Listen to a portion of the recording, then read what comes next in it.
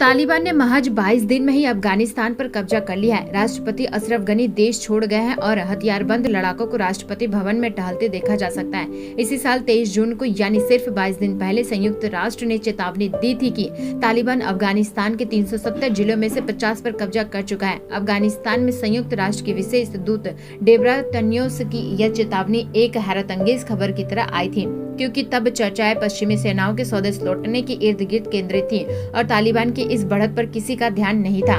फिर पिछले हफ्ते अमेरिका में एक रिपोर्ट प्रकाशित हुई जिसमें कहा गया था कि 30 दिन के भीतर तालिबान राजधानी काबुल के मुहाने पर होगा और 90 दिन के भीतर देश पर कब्जा कर सकता है। इस चेतावनी के एक हफ्ते के भीतर और पहली चेतावनी के सिर्फ 22 दिन बाद तालिबान ने अफगानिस्तान की सत्ता कब्जा ली है।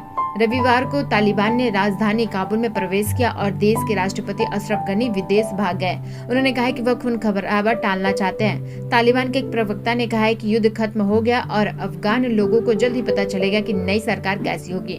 रविवार को मची भगदड़ जब तालिबान के काबुल में घुसने की सूचनाएं फैलने लगी तो शहर में भगदड़ मची हुई थी।